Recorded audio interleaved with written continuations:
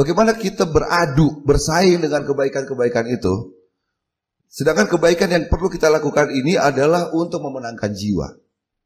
Yang kalau secara manusia ngelihatnya, mungkin gak ada apa-apanya dibandingkan kebaikan-kebaikan yang dilakukan orang yang bukan memiliki kehendak untuk memenangkan jiwa orang.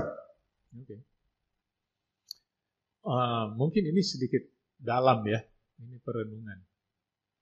Apakah setan bisa membuat kebaikan melalui perbuatan seseorang? Jadi orang melihat, oh ini orang baik kok.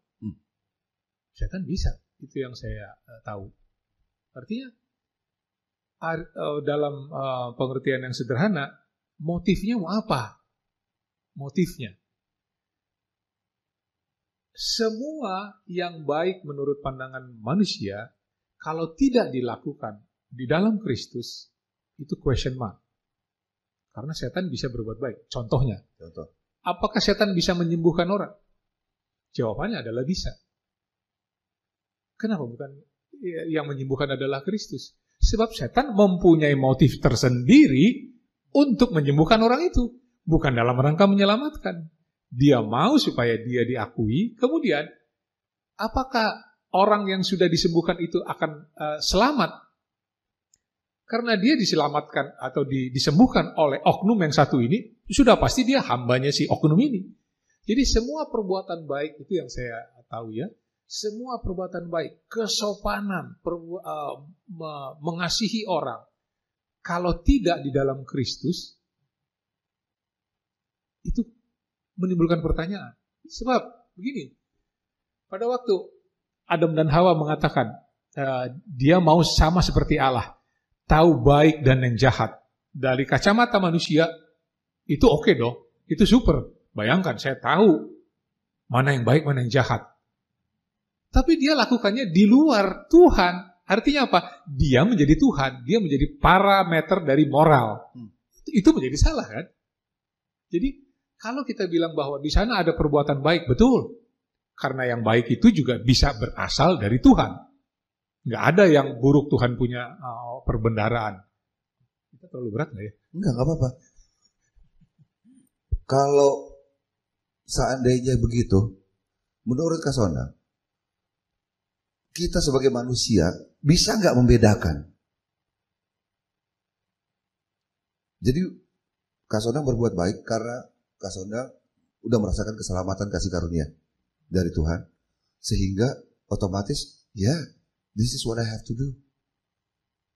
Dengan orang yang kan Kak Sonang bilang very scientific ya, keluarganya dulu ya kan, melihat bahwa partikel-partikel universal ini bahwa bahkan akan membuat aura kita lebih bagaimana kalau saya berbuat baik kepada orang, dan ternyata mudah-mudahan Jojo nggak melakukan itu ya. Banyak gospel yang bilang kalau kita kasih perpuluhan maka akan kembali 2 kali lipat dan segala macam. Ya, menurut Kak Sonang, kalau memang karena keselamatan yang kita terima, perbuatan baik kita itu dengan yang berbuat baik penuh walaupun dari dirinya, bisa kelihatan nggak bedanya sebenarnya?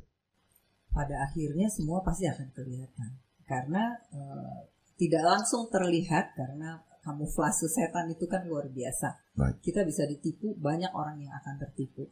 Tetapi pada akhirnya akan terlihat yang mana yang benar dan mana yang palsu. Setan kan memalsukan segala sesuatu. Emang itu dia selalu akan menjadi bapak segala penipu kan. Makanya dia menjadi counterfeit of Christ.